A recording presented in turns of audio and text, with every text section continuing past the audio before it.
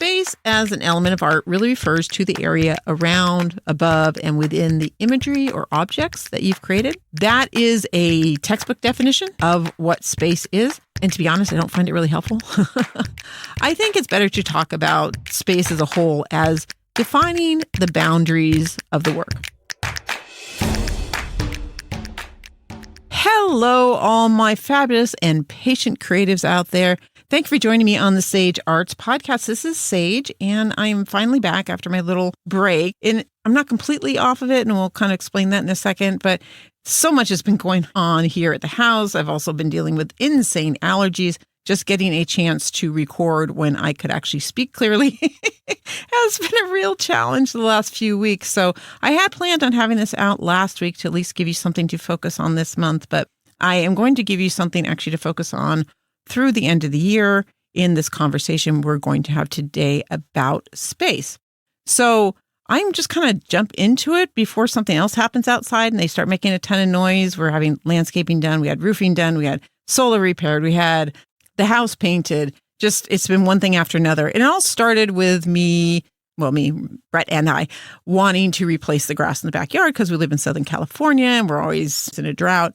And, one thing led to another. So it just kind of got in the way of the usual day-to-day work here, especially since I record in this house and somebody's been pounding, sanding, running machinery nonstop for like the last 5 weeks. So we're at the point where we now have control over when that noise happens. I do have some things that still have to be done, and we're going to get those wrapped up hopefully in the next week or two.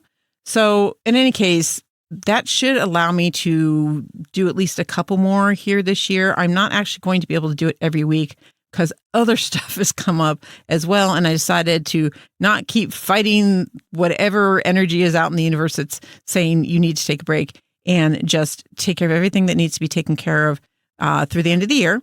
And then at the beginning of the year, I will get back onto the weekly track. But in any case, I have the one today. I have 2 more already written up, and I'll get like 2 more out before the end of the year. I'm not exactly sure the timing. I'm thinking the last weekend of November and the second weekend of December, probably just because of the holidays here in the U.S. We have Thanksgiving the week after next. And it's also Brett's and my anniversary.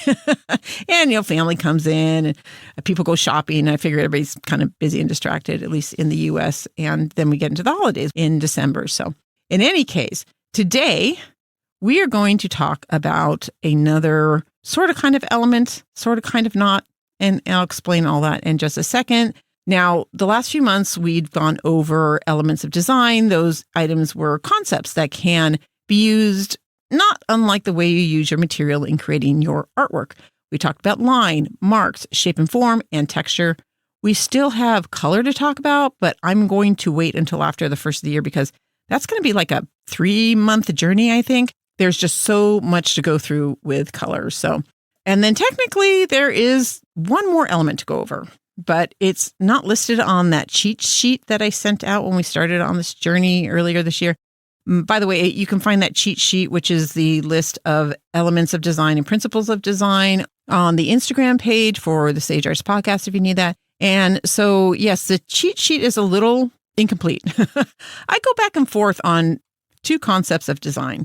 One is composition, which is on the list under elements, even though that's kind of not correct. Explain that as well. And then space, which is the conversation today. And just in case you missed it or don't recall, the difference between an element and a principle of design is that an element is an item that you put into the work, and a principle is a rule or concept that directs what you do with those elements. The reason composition doesn't really fit into either category is because composition is the arrangement of the elements, but it uses principles of design a lot of the times, as well as a set of principles specifically for composition. So composition, it's just hard to define it as a separate principle from the others because it's kind of all encompassing in terms of all these principles that we use and the arrangement of elements. I know it's confusing, right? Well, I'll speak to composition a little bit today only because it has a really strong connection to the use of space, which is the one that I didn't put on the list because I kind of go back and forth on whether it belongs there.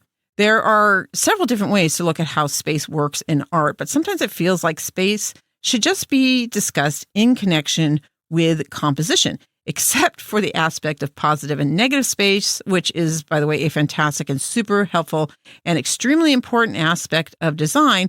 It just doesn't neatly fit as an element or a principle. So we will spend a bit of time on, well, primarily negative space today, but also talk about space in terms of boundaries of your work. And then we'll talk a little bit about space in terms of just mental space and time. So the subject today is, yes, about space, but we're going to discuss it from a couple different angles. And like I said, I'm going to touch on composition, mostly because I want you to have an idea of how space works with composition and why composition is not specifically design or how design is different than composition, because a lot of people confuse the idea of design with composition. And then sometimes composition is confused with the idea of space. So what do you say? Let's start with quick definitions of these three terms: design, composition, and space. Let's kind of start at the top, the big overriding encompassing label, design. Design is all the choices that you make, all the elements you choose and how you use them. In other words, the concepts and rules that you use or break in order to fill your intention and create the work is design. So yeah, design is about your creative decision-making as a whole. Composition, on the other hand, is about the arrangement of the elements, oftentimes using principles to accomplish it. Now, how is that different from design? Because it seems like it's including everything. Well, you aren't making choices about what to do with all your elements as a means of developing composition. Composition is about how you use the space that you have, specifically the arrangement within the space of the elements that you choose. This is kind of like the difference in buying decor for your house and actually hanging or arranging it. You shop and choose which things to bring into the house, like choosing elements that go into your work. Then you choose what room they go into, what pieces will be hung, and where they'll be placed next to what furniture or whatever. That's the compositional type of work. And I know we haven't gotten into the principles yet, so you may feel a little ungrounded in terms of what I'm discussing because maybe you don't have a very good concept of principles, but just think of them as like the rules, the way that you work with these things, the way that you arrange them. I know this stuff can be confusing and you aren't alone. And basically it comes down to the fact that the organization of these concepts and the elements is rather imperfect. A lot of things have exceptions to them. So if the whole idea of a design and these different things we talk about doesn't come across perfectly clear to you, it's because they aren't perfectly clear in the first place. But just the awareness that these different elements, these different principles exist will help you in the creation of your work and help you improve what you're doing. So let's get on to the idea of space, defining that. Space is the room that you have to work out your composition. It's the area you have to place all the elements that you've chosen. It's the boundary that restricts many of your design decisions. But space is also about differentiating the parts of the various sections you're working in. Primarily, that concerns positive and negative space. Positive space being the area in which chosen elements are placed, and negative space is the unadorned blank or minimally worked areas in between those chosen elements. So space really is about what you do or don't do within the boundaries of the workable area of your art piece and your choices about space, which can be affected by the element of shape and form, as well as the principles of size, proportion, and scale. And this is why it feels weird to categorize space as its own element. It both uses and is affected by both elements and principles of design. So today, we'll try not to categorize too much. I think it just becomes a little too confusing. So let's hopefully just have this clear definition of space as the area that you work in, composition as the arrangement, and design as all the collective decision-making. So now that you hopefully have a fairly clear definition of how space is not composition and composition is not design, let's get into the space thing. I'd like to start with the concepts of negative and positive space, which I personally find really interesting. And I also think it's an area of design that we often don't really consider. We kind of forget about it, or we're not really aware of it in the first place, especially negative space. I just think it's so important for good design and well done art to be aware of negative space, but not like hyper-aware. We'll talk about that in just a second. So first, what is the idea of negative space and positive space? Well, positive space is simply the idea of space that feels visually active, while negative space feels inactive or neutral. The whole idea of even considering negative and positive space is to bring you an awareness of how your collected elements in the positive space create their own effects as a whole, especially when it comes to shape, and the negative space can do that same kind of thing. It can develop shape and form and can create proportions and size and various principles that I haven't gotten into yet. But in any case, they both work the same way. They're just looking at positive space as the area that we usually recognize because that's where all our active items are. Those are the things that we want to say. That's where they're put. So we do think about positive space rather intuitively. So let's kind of get that out of the way because negative space is the one that's a little bit more understood. That's not even a phrase. So anywhere where there's active elements, things that we are purposely putting into the space that we're working into, everything outside of that, that's negative space. That's what's left out, what is left blank. I think your choice of negative space is as important as your choice of positive space, really, but that is definitely not the way most of us approach it. Even if we're very aware of the negative space, it's the positive space that we are most often thinking about, since that more directly represents our ideas, the things we want to share, the things we want to talk about, what we're trying to present to the viewer. So it makes sense that we give a lot of consideration to that space, right? But what a lot of artists don't realize is that the negative space actually says a fair amount as well. For example, if the viewer sees an empty space in your composition, they will assume that the blankness you left there was intentional and not just unfinished, and they will let that empty space inform their perception of the positive space. So let's say you draw or paint or sculpt a flower. If you choose for the flower not to have any kind of associated items around it or behind it, just kind of blank, that conscious choice puts all the focus, of course, on the flower. So a viewer would feel that you really like that particular flower, or maybe you really like that color or the texture of its petals or whatever it is that you might be into. The viewer is going to consciously or unconsciously read that from how much negative space there is around that flower. But if you put the flower in a vase, on a table, or in front of an open window, or have other objects in the background or even in the foreground, then those other elements begin to inform and tell more of a story, giving the flower more context for what you as an artist want to show people or what they might get out of the piece. So if there's a lot of negative space, it can emphasize what little there is left and give what's positive a tremendous amount of importance, of course. But if you fill the negative space, you're putting a lot more information into the work, which will obviously change the viewer's thoughts and ideas about the work as a whole. In addition, keep in mind that negative space, which is also called white space, does not literally have to be white or blank or empty. It can be filled with color or a consistent texture, but it should be an area that is easily dismissed by the viewer for having no real information to tell them about what the piece is about, what you're trying to say. So if you fill space with something pretty neutral, something that can be easily ignored, it can still be considered negative space. Now, not all work actually has negative space, but having some negative space is usually beneficial for most work. So you can fill in all the space, so it's all positive space and really no negative space, but that really only works if your intention is to have it be busy or crowded or crazy or chaotic or something of that sort. But for work that doesn't have that particular objective or intention, negative space gives the eye a bit of a rest between areas of high energy or heaviness or just space that's very detailed. It can also delineate and organize the elements that you have by creating separators or boundaries. And I'll talk a little bit more about that in just a moment. Now, I don't think you should spend too much time trying to figure out what your negative space is going to be.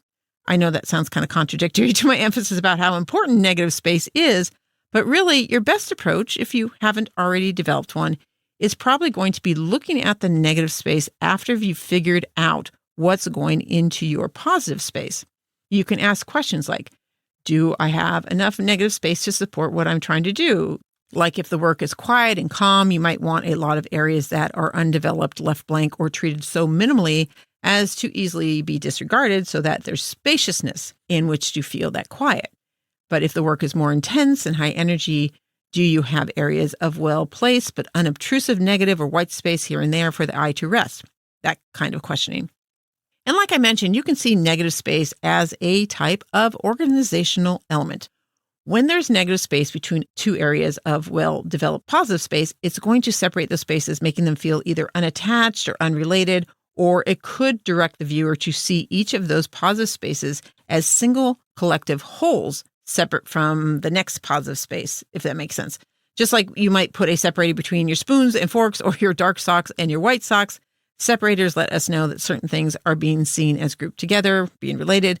That helps develop relationships between the elements in your work. But negative space is kind of a less obtrusive way of doing this versus using something like lines, which can be very definitive, or a dramatic change in texture, for instance. Negative space can be used similarly and is sometimes just a little bit more subtle than some of these other types of approaches. So if subtle fulfills your intention better than something dramatic or really delineated, then maybe negative space for separators is the way to go. In a related application, negative space can also be used to create shape, which I believe I touched on in the Form and Shape podcast a couple months ago. You may have a lot of different shapes or items in your work that will dominate the atmosphere of the piece, what's being read by the viewer, due to the characteristics of those positive space elements. But negative space can also create shape, which, in a more subtle way, can also add atmosphere or increase the specific message or intention that you are putting through with your positive elements. So go back and look at what your negative space actually become after your positive space is in there. Is a negative space organic or geometric or squarish or triangular or freeform or symmetrical? All those things that we talked about that impart particular characteristics into your work, and see if these characteristics can help you determine if anything needs to be adjusted in the negative space to match the tone or the story or whatever the intention is of the work. So apply what you've learned about shape to the shape of your negative space.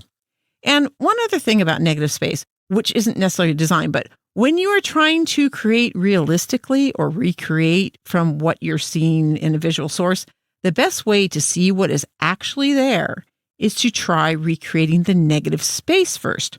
So if you're drawing the human body, for instance, don't draw a head and the shoulders and the torsos and the arms and legs. Draw the space around the body, the triangular space between the crooked arm and the rib cage, that kind of thing. Because when you look at an object you're familiar with, you make assumptions about how that object should look. But with negative space, you make no assumptions about how the negative space is going to look. And therefore, your mind does not try to recreate from memory what it thinks it knows about the shape of, like, the human body. Like the idea that the head is round, right? We all think of the head as round, really. We're taught that very young, but it's not. However, we draw them roundly because it's been kind of a shortcut thing that our mind has taken on about the human head. But if you draw the space around a head that you're observing, you will find yourself drawing things that look like blobby hockey sticks or waves or sideways mountains, because the lines around a head aren't usually particularly circular. Sometimes they aren't even very curvy. And the negative space will show you that. It's really a way to trick the mind to stop taking shortcuts. And your mind is always taking shortcuts because you have so much information coming in all the time and so much information is being processed that the mind is always looking for ways to not deal with new information. But drawing something that you've never tried to recreate before, like the negative space, which is just a shape or form, not an actual familiar object, means it needs to take in, the mind that is, needs to take in all new information to process what you are trying to recreate. Okay, so that last bit wasn't much about design as it was about seeing as an artist. But even if you're not trying to recreate something realistically, it wouldn't be a bad idea to try to draw the negative space of something that you're observing. I think it drives home that you're probably not seeing negative space the way you could.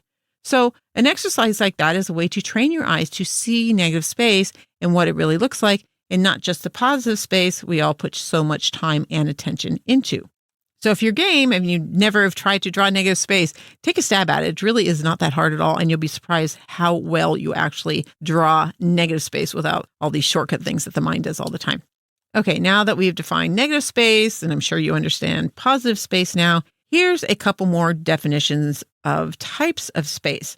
There are 3 other ones that are often used in art. They are deep space, shallow space, and 3-dimensional space. Deep space and shallow space refer to the depth or shallowness represented in 2-dimensional art, basically the amount of dimension in the visual illusion that's created within a 2-dimensional type of imagery, the things that represent actual 3-dimensional objects or places. Now, it's neither good or bad to have shallow space or deep space or flat space. It's all about what it is you're trying to do. It's about your intention as an artist, right? But it is something to be considered. Do you want a lot of deep space? Do you want to use a lot of illusionary techniques like perspective and shading and that kind of thing? Or do you want it to just be kind of more representational, symbolic, more like a kid's drawing or simplified type of forms? Just whatever fulfills what it is you're trying to share or show, right? Then there's three-dimensional space, which is simply a space that a three-dimensional object exists in or the space that it takes up. And that includes the negative space. So for instance, if you have a sculpture with a lot of thin radiating bits like a tree sculpture, the three-dimensional space is all the space that the trunks, the branches, the leaves, all those things that they take up, including the negative spaces between the branches and the leaves and such. This is important for three-dimensional artists because it helps define a boundary and the negative space formed between the parts of the sculpture, because those negative spaces, like I said before, come into play in terms of shape or density. If there is little or no negative space within that three-dimensional boundary or three-dimensional space, that creates a denseness that can relay a sense of solidity or groundedness or heaviness. If there's a lot of negative space between the parts, there is airiness and lightness. So it's important for three-dimensional artists to recognize the three-dimensional space they're working in. That will include all the elements that somebody will be looking at, including the negative space and its shapes, dimensions, proportions, etc.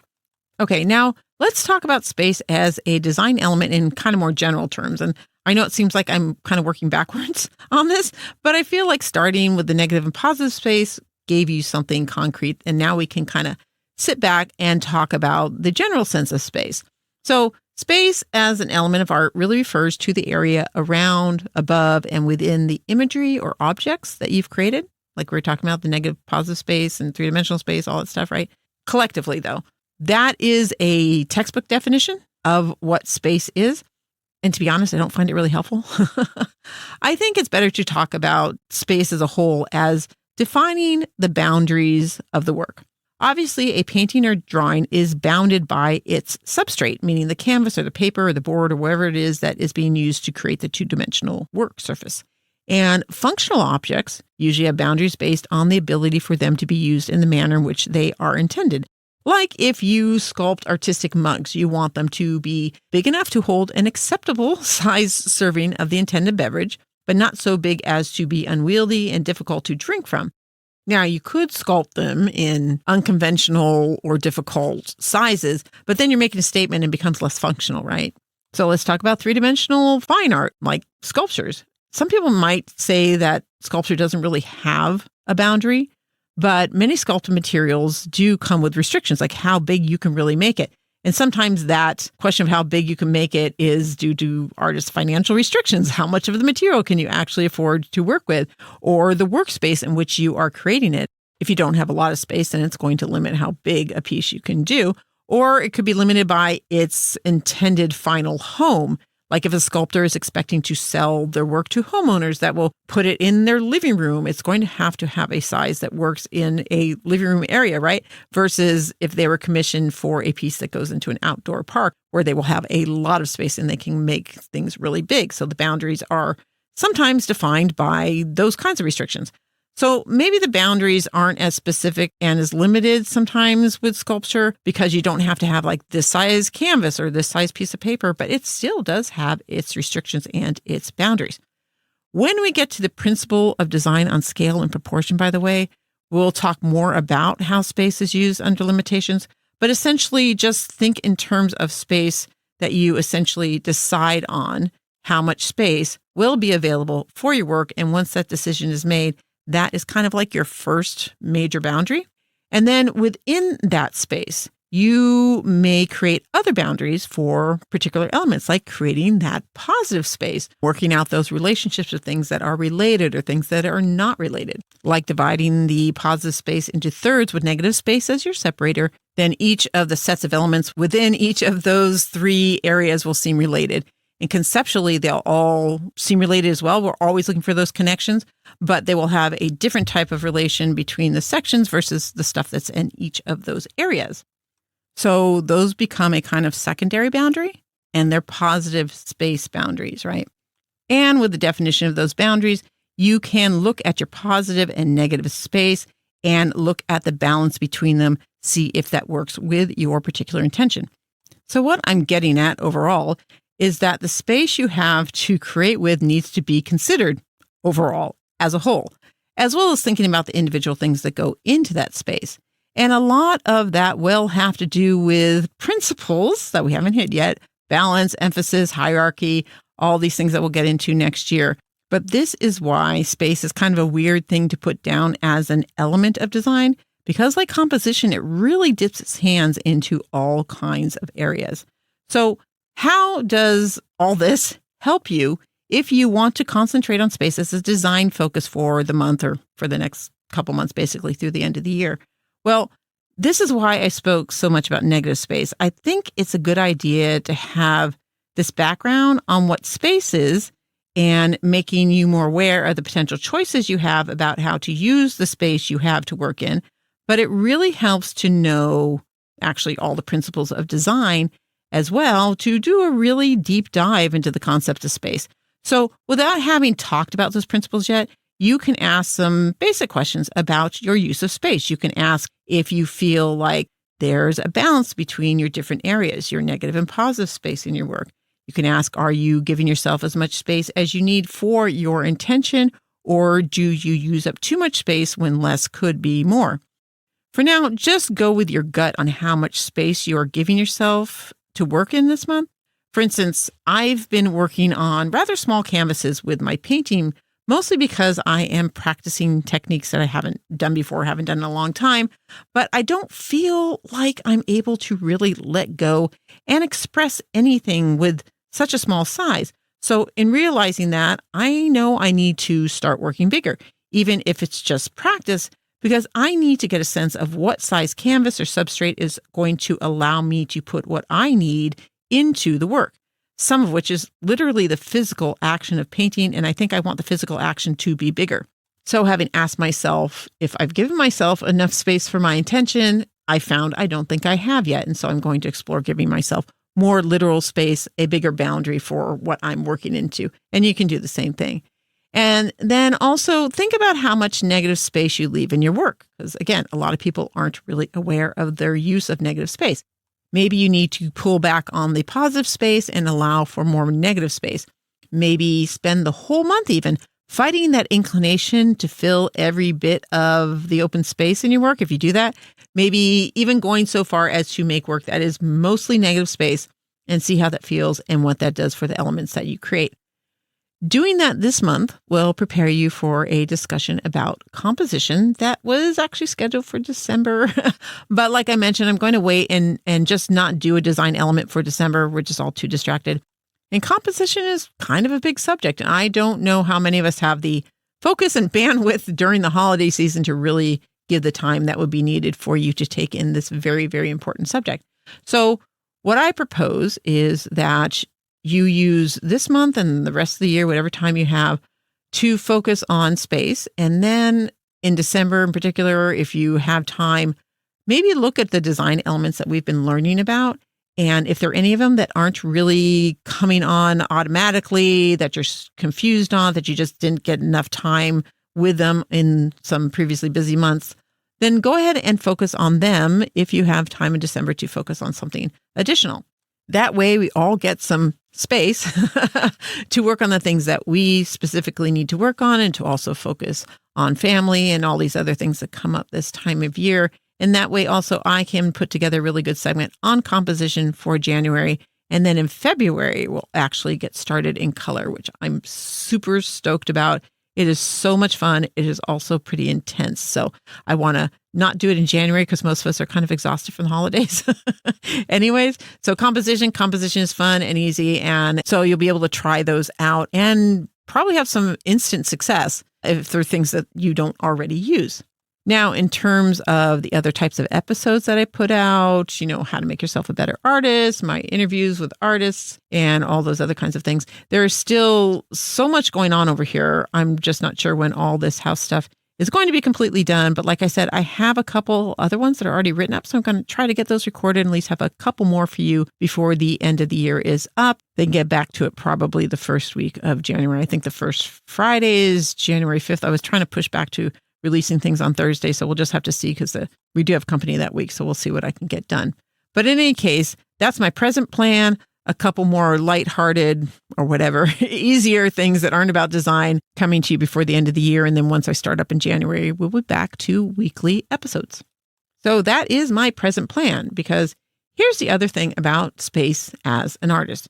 If you've been listening to the podcast for a while, you already know that I feel we need to give ourselves more space, not to create, but to prepare ourselves to create, to give our muses and our imaginations and our voice time to process and mature our ideas inside of us.